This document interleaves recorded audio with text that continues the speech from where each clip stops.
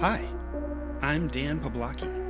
You are listening to Our First Fears, a podcast about gateway horror, past and present, with artists working in the genre today. It's been a while, so I'd like to start with some apologies. In May of 2025, I recorded 2 chats with 2 authors whom I adore, but because of, let's say, circumstances, I never got a chance to sit down, edit, and release those episodes. This year has been almost pure insanity for me, sometimes literally, and I just couldn't focus for long enough to give this podcast the attention it needed. So my conversations with authors Aaron Starmer and Nova Ren Suma sat on my hard drive all this time. Unhatched eggs. I feel awful about it because they both had books coming out around that time, May 2025, and I wanted to help get the word out about their wonderful stories. Aaron's book is called Night Swimming, and Nova's is Wake the Wild Creatures. It's been so long since I recorded the chats that Aaron released an entirely new novel this month, and I felt like I could talk that one up as well. Not with Aaron, unfortunately, but on my own at the end of this podcast. Aaron's latest book is a middle grade novel called You Are Now Old Enough to Hear This, and it is a head-spinning, emotional roller coaster of a puzzle novel, but more about that later.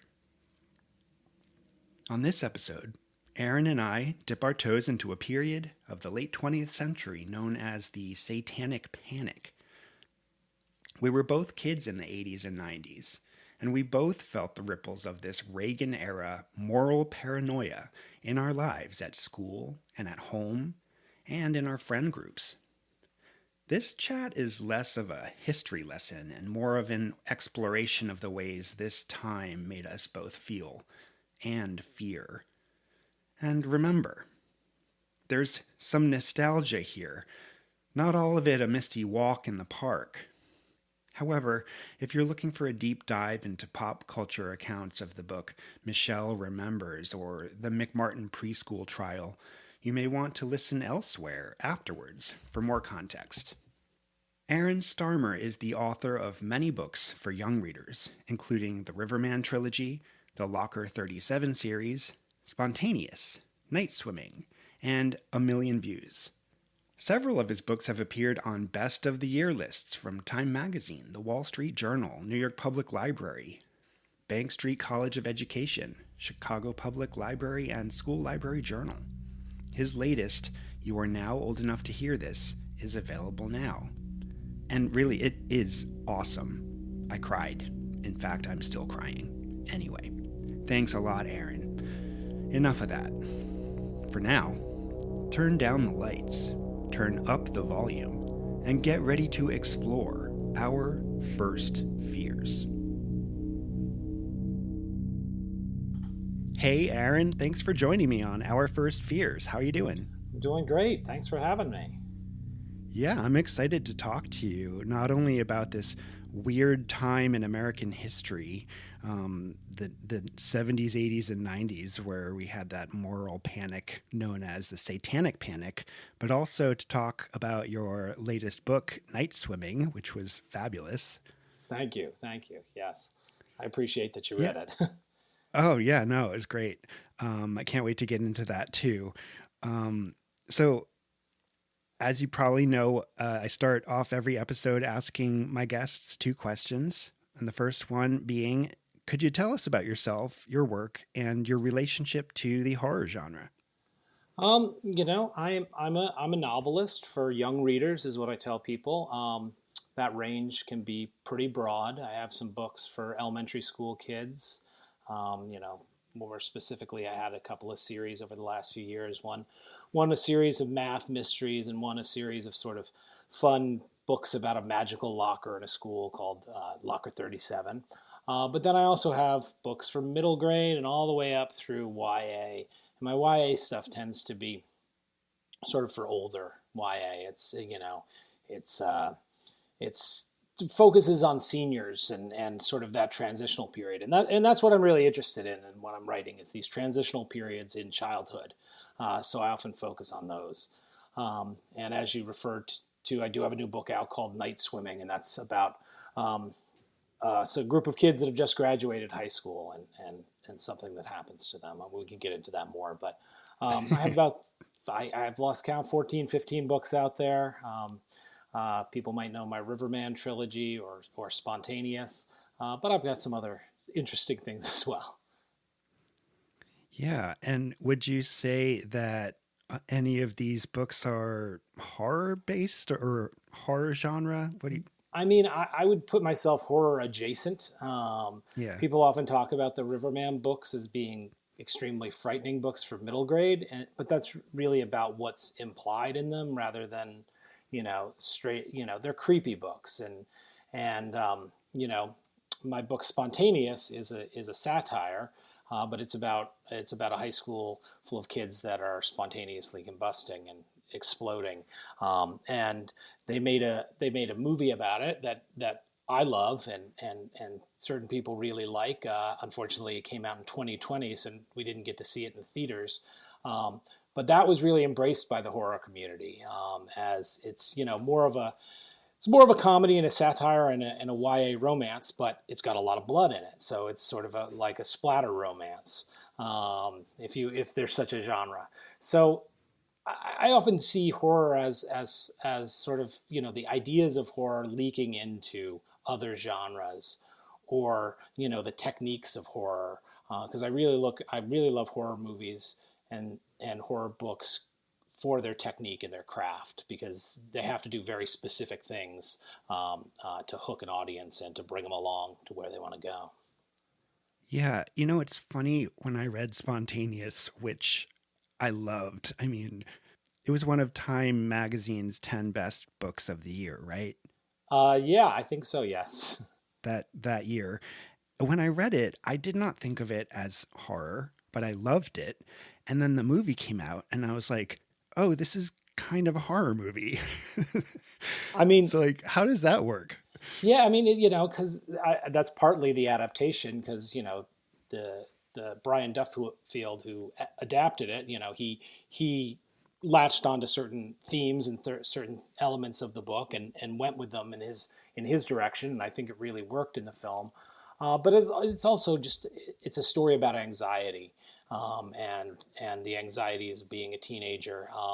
There's certainly allegories in there that are pretty obvious in terms of the state of high schools today, of what you could draw out of it.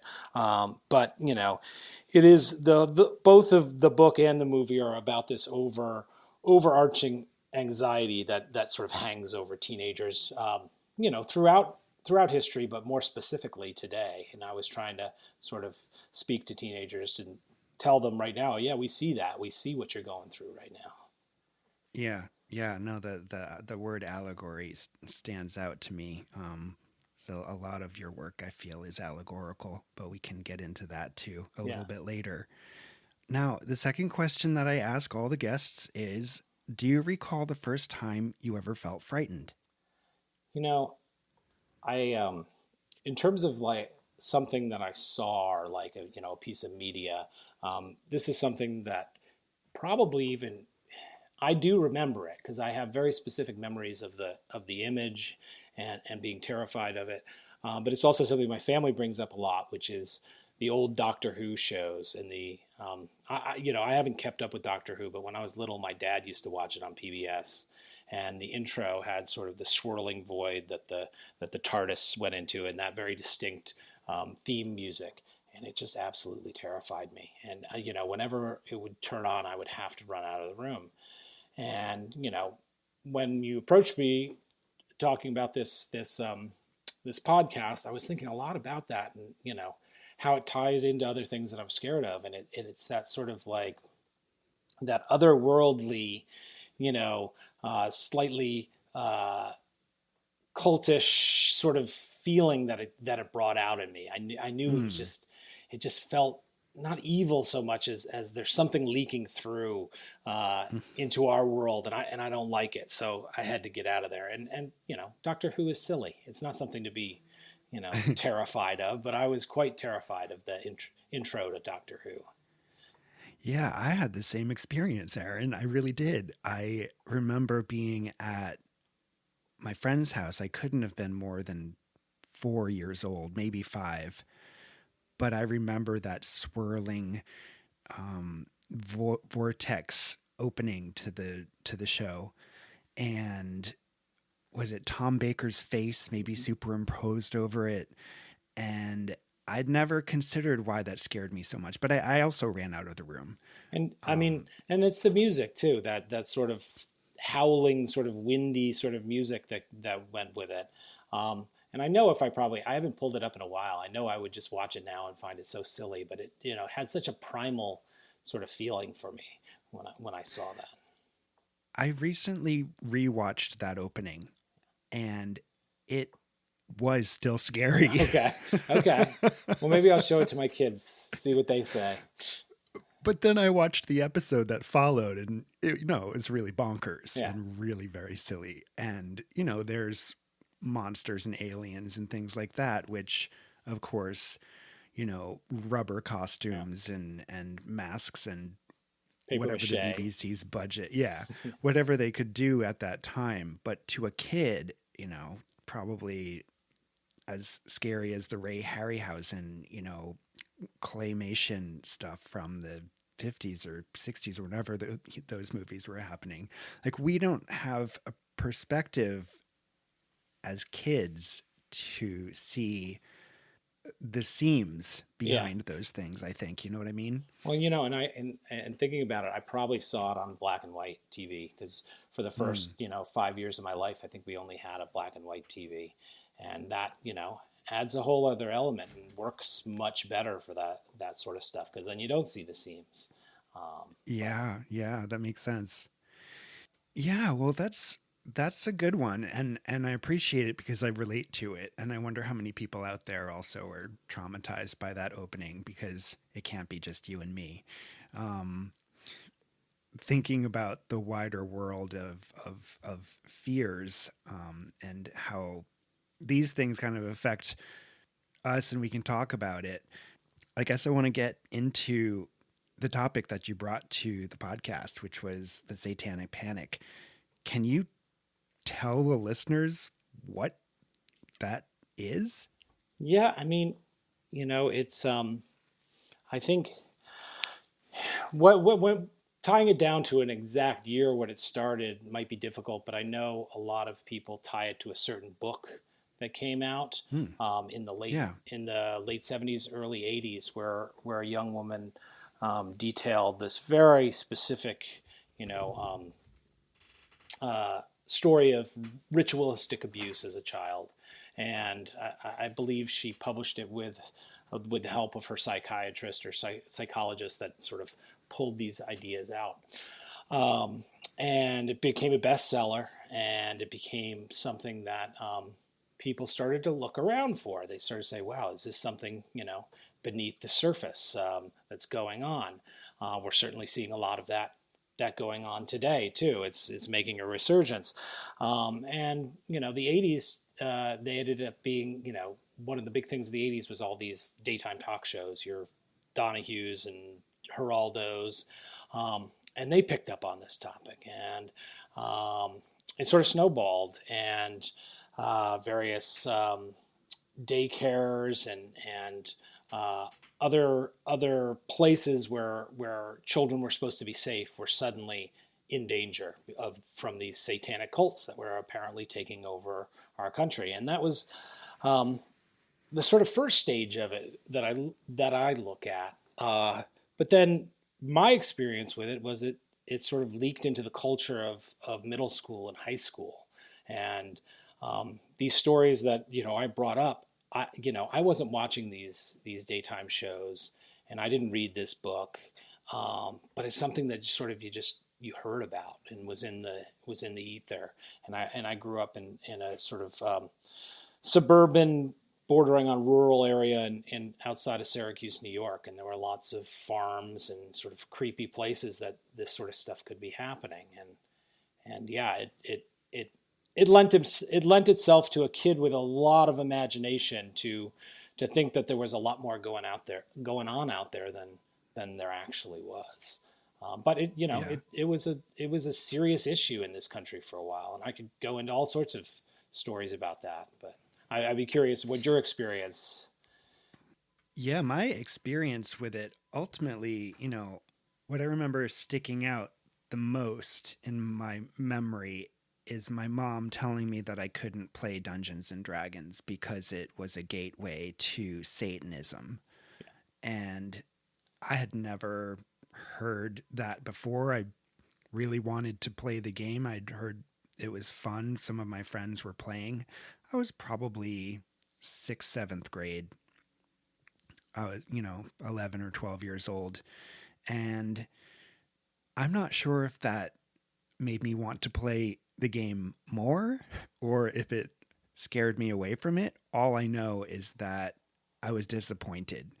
Um, I'm not sure if I had fears that Satanists were out to get me, but I was aware that adults were afraid that Satanists were out to get me. Do you know what I mean? Yeah, well, and the Dungeons and Dragons is a really good point because I remember specifically. I don't know if there was a one news story, but the idea was you would get so tied up in this game that you would become the character. It was almost like this ritualistic thing and then if you died in the game, you would have to go kill yourself, and that was what I was told.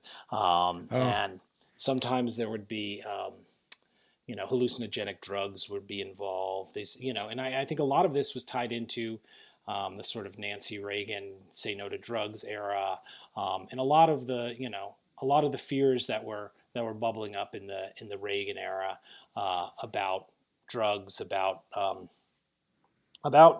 people that are different, about sexuality, mm-hmm. and I think they sort of this was a good way to demonize a number of those things. So I was a bit scared of Dungeons and Dragons. I was like, is this gonna Really? take over my life if I play this? Because I've been told stories about that, and you couldn't necessarily check up on these stories. They were urban Right. legends, and if Yeah. you're 10 years old and you're told this urban legend that if you play this game that you might get obsessed. I had a very skewed view of what happened with teenagers. I thought like when you became a teenager, suddenly everything changed. I didn't realize that it's sort of this slow progress into who you become. I just thought Mm. high school was a terrifying place, even though I lived in a very safe suburb. Um, it Yeah. was just a message that was out there. I was, that's really funny to think about because I was also really scared as a middle school kid about what would happen when I went to high school. Um, I'm not sure what this has to do with Satanic Panic or Dungeons and Well, Dragons, except for what you just mentioned, the idea of this sort of like, here comes adulthood or the next step closer toward it. And I think there's an overlap there somehow. Well, yeah, and I mean, the images of who you were supposed to be scared of. I remember there was this, another one of those urban legends about kids slipping LSD into your drinks in the cafeteria and how you would go crazy. That's what would happen in high school, and you would go crazy and jump off the roof of the high school or something like that. But the culprits were always the kids in the heavy metal T-shirts. Oh, yeah. Yeah. They would have the Iron Maiden or Judas Priest or whoever which were very evocative T-shirts that had demons and things like that. Which was very tied into this idea of the Satanic Panic. And Yeah. one thing I did become quite fascinated by was that whole aspect of backward messages and things like that in Oh, music. yeah. So I know Judas Priest in specific got into a lot of trouble and were they were told that they were putting subliminal messages in their music and had to go to trial. I don't know if that was Tipper Oh, Gore that that you know Yeah. that fronted that. 1984, the Parents Music Resource Center, Okay. PMRC. Tipper Gore was part of that with another group of people, um, to sort of, they wanted to create ratings for Yeah. albums, and violence or violent language would have been one of the things they were proposing to put on the album cover, like a V, and another one was an O for occult, as like a warning to parents.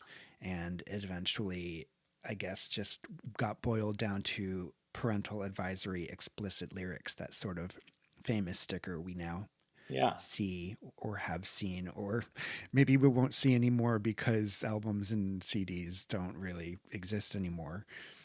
But yeah, Tipper Gore was part of that. But I think it, that that sort of movement had the, what is it, the Barbara Streisand effect, where Barbara Streisand didn't want people to film her house, and since she was so like adamant about it, then people were all doing it. The fact that she had brought it up, so I think that like when they made such a big deal about this, then suddenly all these heavy metal bands and stuff like that were like, wow, maybe we should get a little more deeper into this sort of satanic imagery and stuff like that, and then that leaked over to teenagers who were like into this music or into these ideas, and they weren't Satanists, but it was certainly their interest was sparked. And so for a young kid, you see all of this, and you're saying like, yeah, this is going on, all around. I can't Yeah, imagine what's going on behind closed doors. Meanwhile, it's just it's mostly just you know silly kids trying to find their identity, and that's, yeah, I think, the best example of that is the whole Paradise Lost yeah, situation with the Robin Hill, what is it, the Robin Hood Hills murders, um, yeah. which is probably the most famous case outside of the McMartin trial, of the West Satanic Panic. West the West Memphis, West Memphis 3 in what, yes, Arkansas, yeah, 1993. yeah. Yeah, So that was sort of on the tail end, but I remember when that was happening, I was so like polluted by all of this that I said, well, they probably did do it, like in the beginning. It took maybe a year or two after I grew up and went to college and realized, these are just these are just normal kids that maybe they did some stupid things, but they weren't murderers. But I saw that one of the kids, he named himself Damien, and that was a direct reference to The Omen, which was a movie that I was terrified to see when I was little, but I knew about. mm, Stuff like that seemed, when you're little, just seems like the holy grail of stuff that you shouldn't see, and I eventually saw yeah. all that stuff and loved it and thought it was great, but at that time I was buying into that fear.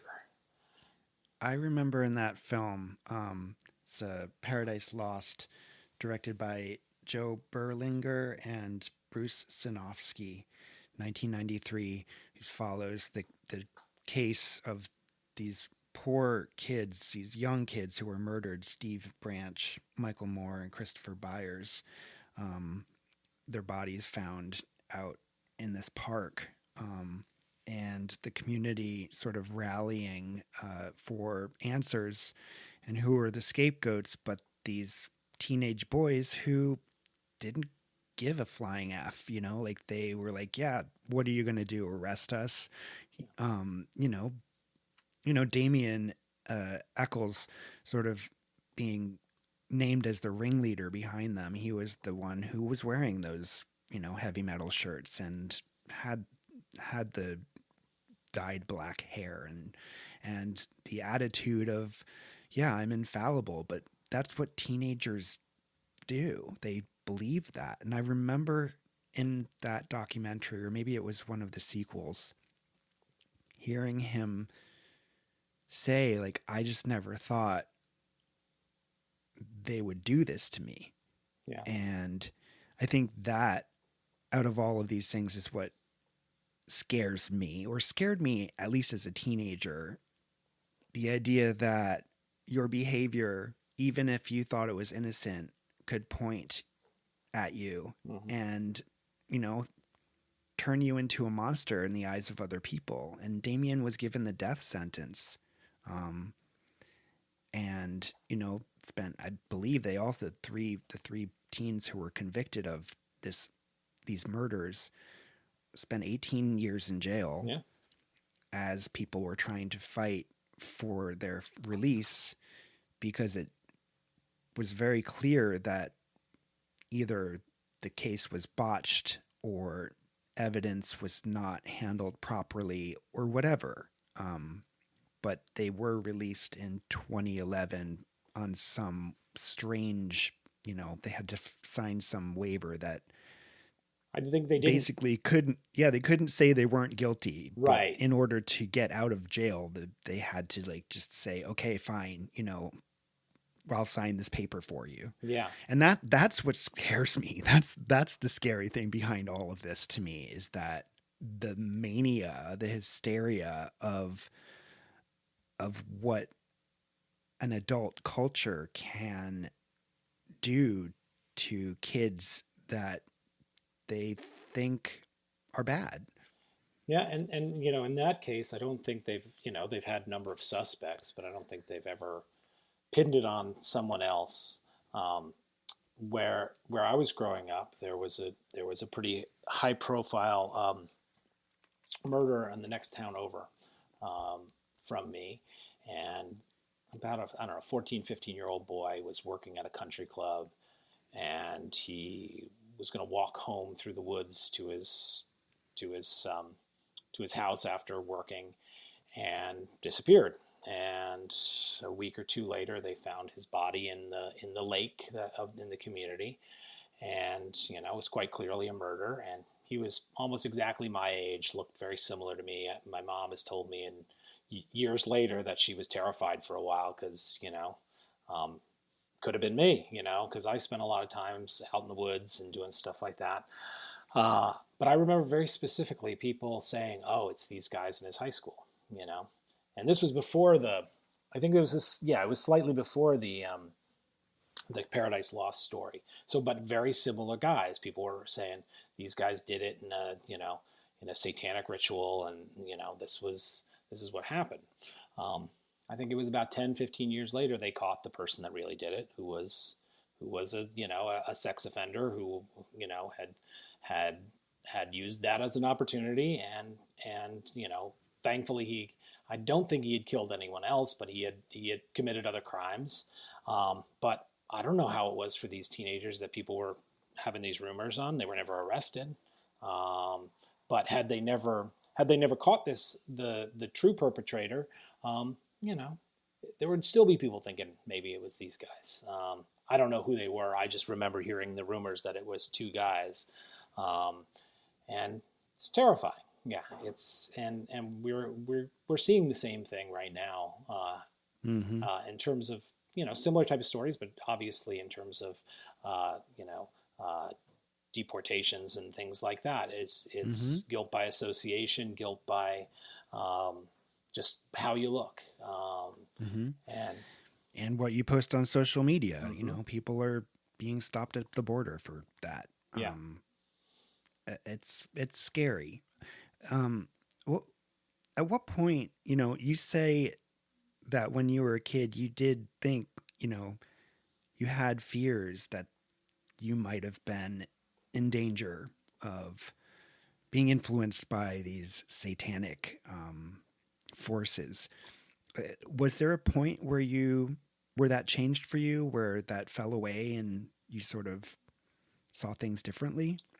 I mean, it was probably at some point during high school, just when you're having a bit of a realization, like I said, that um, there are significant changes in childhood and adolescence, but when you sort of realize that it's a slow progression, that you're not going to change overnight, and there's people don't change overnight, um, that I started to reassess things, and I think it was just being more. I stopped being more judgmental of people. Certainly, when I went to college, I stopped being more judgmental of people because you're just exposed to more different types of people, and you become friends with more different types of people. I didn't grow up in the most sheltered community, but it was a pretty lily white, suburban, well-to-do community, and I just got more exposure, and that's as simple as that. I think I don't remember the exact moment, but you just start being friends and talking to more people that are different than you, and then you suddenly realize how silly you might have been. Hmm. Yeah, I was raised Catholic, so I was going to church as a kid, and so the idea of Satan was very palpable, you know, in the church, in sermons, at home.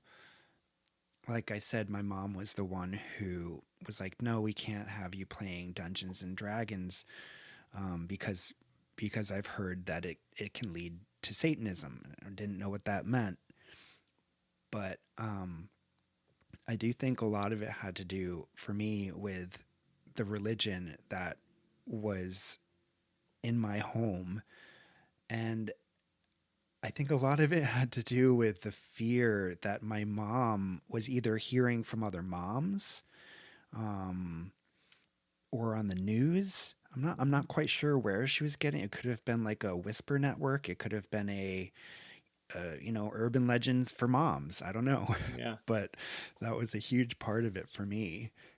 And I also sort of remember as a teenager when I started questioning that faith, um, that really started changing things in my mind, about what I believed and what other people believed around me. Um, I tried not to take away other people's, you know, faith from them. I just, it just, it was just a very personal thing for me. And it's sort of, that was how it sort of fell away from me. I stopped even really believing in the devil at all. I think people are much scarier. Human beings are capable of everything that they say the devil is capable of doing, you know? Yeah, That's and that's what's scary to me. yeah, and I also, I don't, when talking about this, I don't want to make light of, there was obviously abuse and terrible things going on. There always has been, and I don't doubt that some of the people that were sharing their stories, that there was a lot of truth in that there in this abuse. It just wasn't, you know, ritualized and on the large scale that it was portrayed. Um, for for me, I grew up very secular. I had scientist parents. We didn't have much. We did Christmas and stuff like that, but I didn't go to church, and so religion was always kind of spooky on both sides for me. It was like this, that pure belief um, seemed almost too like seemed almost like a drug. Like, even if you were pure Christian or pure Satanist, it's like you're caught up in something kind of scary either way to me, Yeah. because I was taught to be sort of analytical and so but then I also saw a lot of evidence of stuff which, as I said, I grew up on the borders of these sort of farm towns. And there was a lot of spray painted pentagrams and things like that. And again, these were teenagers sort of playing off this, you know, these stories. No one was having real satanic rituals out there. Or if they were, it was teenagers, like, they got some chicken blood from the grocery store and, were, pouring it on a silly on a book or something like that. It was nothing serious, but when you saw enough of that, you said, well, maybe this is more widespread and more addictive than I thought. And we had one specific moment in school when I was in middle school where they invited the speaker in, and he was sort of famous at the time. His name was David Toma, and he was a former detective in Brooklyn, I believe. And his story, I think, was he got involved in drugs. He got addicted to drugs, and he got violent with his family, and got into some bad stuff, and then reformed himself, and became a public speaker. Would go to high schools, but his technique was very much that scared straight, like, I'm going to tell you the story of the hippies that smoke some pot and then put their baby in the oven. Um, and they brought him to our school, obviously with the good intentions of, let's keep kids off of drugs and this and that. But it was a full day event where we, had talks with this guy. He was in the auditorium. He did little sessions. And the amount of just graphic and horrible things that he said, and his obsession with the occult. He specifically had a big thing with Ouija boards, that you should never play with Ouija boards, because that was a gateway to all sorts of stuff, which in horror movies is certainly the case. There's always a great Ouija board, and I've never seen the series, but there's a whole Ouija board horror series. Yeah. And it's so silly to me right now to think like Ouija board, like kids should be scared of, really, that's like a slumber party thing. But he was like, don't ever touch a Ouija board. The second you get into Ouija boards, then you're getting into this, and then you're getting into this, it was the marijuana of the occult. Yeah. And, Gateway. and in retro, if you brought this guy to a school now, you would be sued out the wazoo by every parent, because just the things that he was saying were ridiculous, but it worked on me. And so yeah, there was plenty to input into my brain to make me think this way. So I get it sometimes when people are led astray by these sort of messages. Now, we didn't have the access to alternative messages that we do now, and alternative research in terms of actually looking up these stories, but it was a big part of my childhood and is leaked into a lot of my books. Oh yeah. I want to talk about that. But first I also just want to mention, because you did say, there is some truth to the abuse that was happening in the 80s. And we can't, dismiss that. I also want to mention, I'm not sure which talk show it was. It might have been Sally Jesse Raphael. It might have been Geraldo, but there were other people who were sort of victimized here. And, I have friends who are pagan religion, and a lot of the people back in the 80s who were queer or, practicing alternative religions that were not, the Judeo-Christian, mainstream stuff that is American, were very much sort of denigrated and, poo-pooed on live television. And it was really also very unfair to them as well. And I think that also just needs to be mentioned. Yeah, definitely. Yeah. But yeah, you mentioned that these things sort of have wound their way into your work. Let's get into night swimming as sort of like a jumping off point for that. Do you want to tell the listeners what the plot of this book is before we start talking about it? Sure. A little bit? Yeah. It is a period piece. It's set in the 90s, the 1994, Yeah, historical. It qualifies. I've been told by our local bookseller that it more than qualifies as historical fiction, because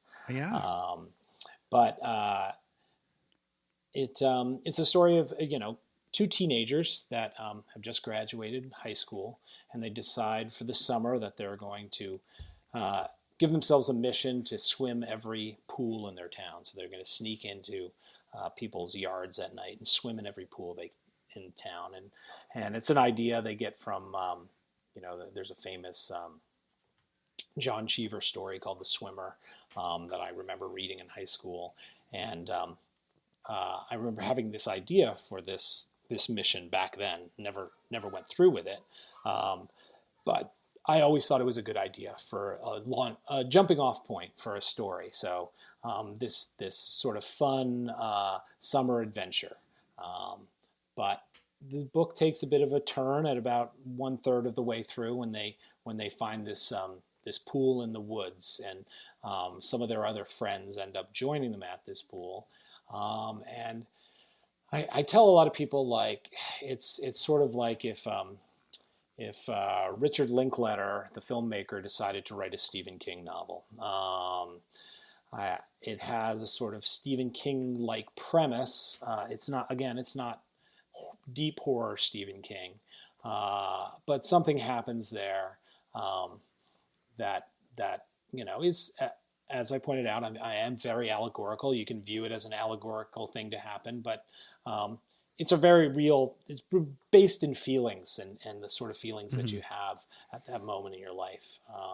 Again, I don't want to give away exactly what happens, but it borrows from a lot of different traditions, and horror is one of them, because it is a little bit terrifying what happens to them, and agreed. Yeah, depending on how you look at it, I guess. Yeah. But it had been an idea lingering in my mind for a while, and that I set it in the time period that I knew best, which was when I was graduating from high school in the mid '90s, and I wanted to make it a sort of ode to that time without it being heavy-handed. It's not like I didn't want it to be, hey, look at this. This is the '90s and all its symbols. This person is wearing a flannel, and this person, those things sort of are in the background. But I wanted it to be more about those sort of feelings, and also to evoke when I was a teenager, reading things about the '70s or the '60s, and how those made me feel, and how those made me connect to my parents' generation and stuff like that.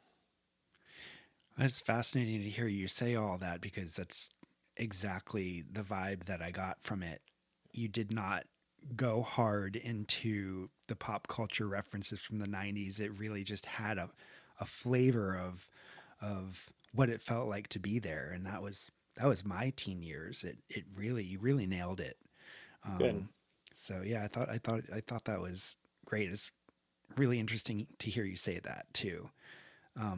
I wanted to mention something else that you also just sort of touched on a little bit. The speculative elements of the book sort of become impactful, I think, because, like you said, that first third of the book is rooted so deeply in realism and feelings and relationships. Can you talk about why you held off so long to introduce the weirdness into this book? I think I just enjoyed the feeling of the beginning, and I wanted the reader to linger in it, sort of how I was lingering in it, so that when the turn happens, you realize what the characters are, not necessarily what they're losing, but what they're confronting. It feels bigger than having that turn happen in the first 15 pages or something like that. I'm always interested in form and in different ways I can play with form. And I did organize the book as a mixtape, because there is a lot of talk about music and sort of the idea of a mixtape, where each chapter is titled after a different song from that era, or mostly from that era. There are some that aren't, that sort of important to the story. But I also didn't want that to be something that people needed to know. It was more for my purposes to one, use the music as sort of key points in my mind of what sort of vibe I was going to go for in each chapter, or what I was sort of thematically going for with each character. But also, the book is also divided in sort of halves of what I was feeling as a teenager, and what I'm looking A and back. B. Oh yeah, I Yeah, what just I'm realized that. right, and what I'm and the songs that I chose specifically for the A half are all songs I was listening to at that time, and the songs I chose for the B half are songs that I've listened to later in life more. Oh my god. Um, Oh, and Aaron, you were like blowing my mind, and I can't talk about it because I don't want to spoil anything. yeah, But like, wow, but no, so but so good. it had a very specific reason, and then a lot of them are just like silly Easter eggs. Like if you look at like covers of some of the albums they come off of, there will be visual jokes that are from the book or all the lyrics. There's lyrics that you can pull out stuff from. Um, and that was more just because I like to have fun with that stuff, and I like to have fun with that stuff when I was young. So that I hope young people, a small Mm. fraction of them get a little curious about that and look a little deeper into it. Again, I bet they will. yeah, I mean, kids are better at that than adults. Yeah. Adults view a lot of books as just disposable. They read them and then they go down to the next when they don't sort of appreciate that. Well, sometimes books are fun to reread or to reread parts and look at, um, and I found that young readers like get into that more. I certainly did when I was young, more than I do now. Partly because I don't have time, but partly because that's how you're discovering how to be a good reader, or if you're trying to learn to be a writer. Mm. I remember, in high school classes, teachers would bring up, okay, so, here's some symbolism in Catcher in the Rye or Scarlet Letter or whatever we're reading at the time. And every kid in the class would be like, there's no way the author could have thought about that. And in some cases, no, it's just, sort of happy accident of writing in a thematic way. But in other cases, yes, you're sitting down and you're spending a lot of time with these words. You're going over this so many times. There's stuff you're going to put in there. Um, I, I remember being at a festival once, and I certainly won't name names, but someone asked an author how they name their characters, and the author said, "Oh, most of the time, I just use a name generator." And I was so angry about that answer because I was like, "No, the names are so important. They got to evoke all these things, or they've got to be, they've got to draw, even it's just the sounds have got to work when you're reading them out loud. I can't just and this author, granted, I don't think they were talking about their main characters, but maybe they had lots of characters in their books and it gets exhausting. But I love to think about that stuff. Yeah. So yeah, it's more for me than anything, but hopefully some people get something out of it. Have you put together a playlist on, I don't know if you listen to Apple Music or Spotify or even mixed CDs or tapes anymore? Did you put together your playlist that you created for this book? It is. Did you listen to it while you were writing? I did. I did, and it's on my website. In both the Spotify and Apple Music form, so you can find it if you want. There were probably, I don't know how many songs it is, like 18 or something like that. There was probably like 50 that I had originally picked out to sort of choose from, and in other drafts there were some other ones. And then I moved them around or figured out what worked best. But yeah, I definitely I do. I wasn't listening to it while I was writing because I don't like to have lyrics play when I was writing. But I would definitely listen to it between writing sessions and listen to certain songs um, and yeah, don't make mixtapes anymore. But that's a lost art. But those mixtapes were very important to me when I was a kid. It was like a way to connect to other teenagers. Show them who you are through what your music choices were. Yeah, a huge part of that whole culture was making a mixtape for a friend, Yeah. right? I completely forgot about that. It's like a friendship bracelet. It's like, here, I made this for you. Um, Maybe there's a hidden message inside those songs. Maybe it's just a bunch of jams that you really appreciate. Like I think that's a that's something that's going to be hard to explain to kids now, I think. Yeah, I mean, I'm sure there's got to be equivalence in terms of what they're Yeah. sharing online. They're very Memes. Memes, well, yeah, memes are definitely the case. It's giving an access into what you find funny, what your political views are, whatever what your views about the world. Um, but yeah, like I was always I had and I touch on this in the book. I had very specific rules about mixtapes that I was Mm. adamant about because I saw it as a sort of form like you can't have two songs by the same artist unless it's that's the theme, or Right. and certainly not back to back, or maybe one on each side, and um Yeah. you can't have like five fast songs in a row and then four slow songs. That doesn't make any sense.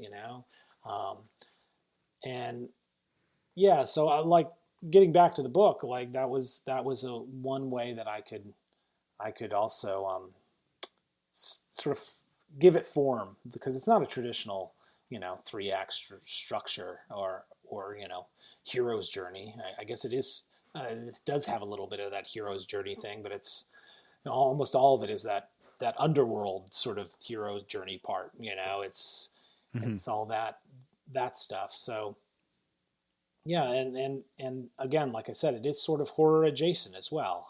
It's about exploring these anxieties, and I think it's not a the fact that we're talking about the Satanic Panic, while it's not Hmm. necessarily referenced in the book, there are a few little references to old farmhouses and things like that. But it is very much about that atmosphere, Hmm. and there are thematically, a lot of the characters are hiding things about themselves because Hmm. they don't want to be judged necessarily.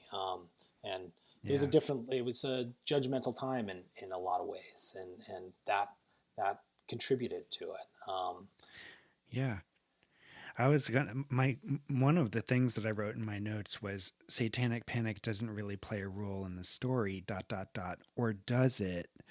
Um, and I think you answered that just a little bit now, but I'm also thinking about the woman who really loves purple, Mm-hmm. and I won't say too much more about her, but maybe she, I'm thinking like maybe she would have been on one of those talk shows accused by, the moral majority. Well, that and that is, I don't know if this woman is still alive, but that is based on a real person that I came across um, at a pool like that in New Jersey. There is a real pool Hmm, like that in New Jersey, and I came across a woman that looked, really? yeah, a woman that looked like that and lived near it. Um, and and yeah, I mean, she's a figure that I'm using as sort of a gateway into this other realm, if you will. But uh, you can read a lot of different things into her. But there's also that idea of sort of exploring these spaces that you're not necessarily supposed to be at. And I talk about in the book um, this idea of farmhousing, which was something that some kids in my high school came up with, which is very much tied to that Satanic Panic um, era, which was there were lots of old farmhouses, abandoned farmhouses around where I grew up. And when I was in high school in junior or senior year, I knew some guys that they didn't drink, they didn't do drugs, they weren't bad kids, but they were just looking for something to do. And they knew some younger high schoolers, freshmen and sophomores, and they decided, oh, this would be a funny thing. Is we should take these kids out to all these old abandoned farmhouses at night, and we should tell them to go in and go into the farmhouse and find something that we left in there. And we'll tell them that this is something that we did when we were freshmen and sophomore, but like some sort of hazing ritual. But we never, had done that. And so there were a few nights where we drove out to these old farmhouses, and we would tell these kids, "All right, I left something on the kitchen table. Can you go in there and go get it?" And they would give them a flashlight, and they would go into these old farmhouses, and of course they would run out screaming and saying they saw something very scary, and then we would let them in on we would let them in on the joke, and then they would go, "Oh, I've got some friends we got to do this to next weekend," and they would loop in their friends, and I don't know if it became a tradition, and it wasn't, there was no malice behind it, and no one was hurt, and no one was forced to do anything, but it was very much built off of that that atmosphere that was around. Of course, these were just old farmhouses. There was nothing inherently wrong about them. They could have stepped on a nail and gotten tetanus, but Terrifying. yeah, yeah, but I don't think there was not a satanic cult hiding in the back corner, even though some of them were covered in graffiti and stuff like that. So it added that element. So I refer to that in the book, but it's also sort of the background of what some of these kids are doing, sneaking into places and getting into these adventures, because it has that element of of it's not dangerous, and it's probably technically illegal, but those kids being kids sort of stuff. Yeah. Well, I think, sort of to tie everything together and wrap it all up, I guess I have two more questions Sure. for you. Um, the two main characters in your book, essentially what originally ties them together is this idea of swimming in all the pools in their town. Um, what are your experiences with night swimming? And I guess second part of that is, does it still hold an appeal if you've ever had an experience? Yeah, I mean, I definitely have had experiences, and in the summer after I graduated high school, there were a couple times we went and jumped in some pools that we weren't necessarily supposed to. And I'd done that a few times since, I think, in college. My favorite was I used to live outside of New York, and knew some people down on the Jersey Shore, and we used to. I went to a few weddings down there, and we'd go down there fairly often. But my favorite time to go down was in like late September, when the ocean was still warm, and no one was around. And we definitely had some great nights where we just, like in my 20s, where we would just go out there at night and just go swimming, and not in like dangerous waves, but just found a perfect spot in the warm water and the stars above you, and it's like it's restorative, and it makes you feel like um, to tie into the book, it makes you feel like you don't want to go anywhere else. Hmm. So yeah, I'm fully in support of it, as long as you're not doing it in a dangerous way. Would you do it again? Yeah, yeah, sure. I will do it again, I'm sure. I'm trying to think of the last time I did it. I just love swimming in general. I'm not like a Yeah. great swimmer. I just love the act of floating. Um, my During COVID, we got like, for my kids, we got like a silly little, uh, uh, more, not an in ground, not an above ground pool, but not a splashing pool. It was deep enough that the kids could sort of swim in it. And at nights, I would take an inflatable, and I would put it in this pool, and it would be almost the size of the pool. And then I would sit down, and I would have a glass of wine or a beer and just look up at the stars. And it didn't matter how big the pool was. I was floating in water, and just that feeling of just laying there, floating in water, looking up at the stars. Nothing Hmm. beats it. It's funny, yeah, there was something that happened during COVID where pools became, I think, very popular. Yeah. And I have a housemate, and he found a stock tank, turned it into a wading pool. It's a stainless steel, Mm-hmm. 8 feet across, circular cow trough Yeah. that he installed in our backyard with a kiddie pool filter and a chlorine bob. And that summer and every summer since then, one of my favorite things to do at night is to go out there in the dark and just sit in the silence it's so what you've captured in this book is really something I feel like is universal. I mean, I think there's something appealing about finding that stasis and maybe not ever wanting to leave that pool. Yeah, yeah. I hope so. I mean, some people just aren't swimmers, and maybe they won't react to it the way that everyone Yeah. will. But I think it's a But you can universal sit feeling. in water. You Yeah, can, that is something you can do. it's nothing better than floating. Floating is great.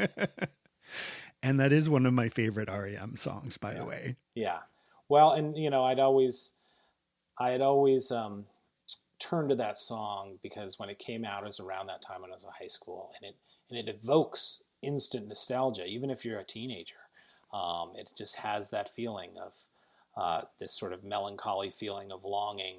Um, that feels good. There's nothing I love more than bittersweet, and so with Mm. this book, I was just trying to lay the bittersweet on as thick as I could. Well, you did, and I loved it. I really did. And talking to you about it now has opened up even more portals in my mind about what this book is doing. And I can't thank you enough for spending the time to talk about. Sorry, my cat is decided to visit. Cats I didn't was get a going to good run say, in the Satanic Panic. I'll tell you that much. no. Cats had a tough time. But no, it was great. I loved, I love talking about this stuff. I love talking to, I like talking about my books, obviously, but I more like talking about just all these ideas that this is the feelings Yeah. that these books came from. Well, I appreciate you taking the time to do this, and I wish you the best of luck with it. Yeah, thank you, and I appreciate it. I uh, I love this podcast, and I'm looking forward to more episodes. Awesome. Thank you. Thanks. Thanks for listening to Our First Fears.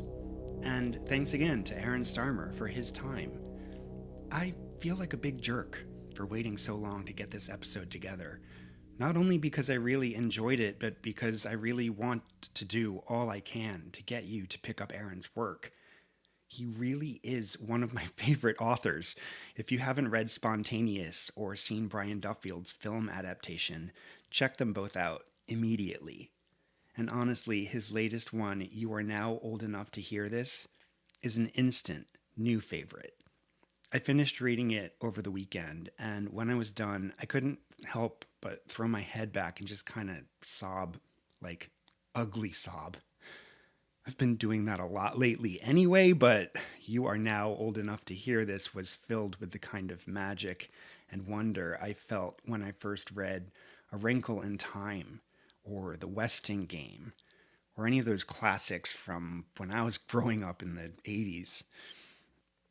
You Are Now Old Enough to Hear This isn't quite horror, but it is creepy.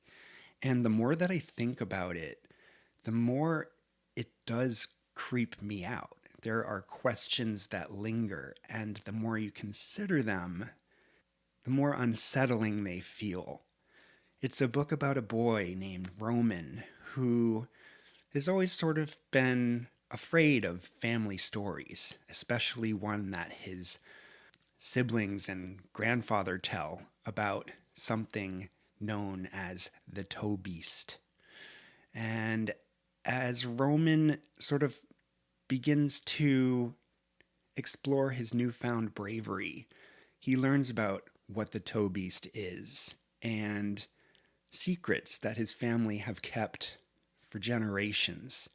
And he finds things in his grandfather's attic and storage shed that shed light on the history of a grandmother that he never knew, and a story about a girl and a strange pack of dogs, one of whom may or may not be able to speak, and a bucket with strange powers.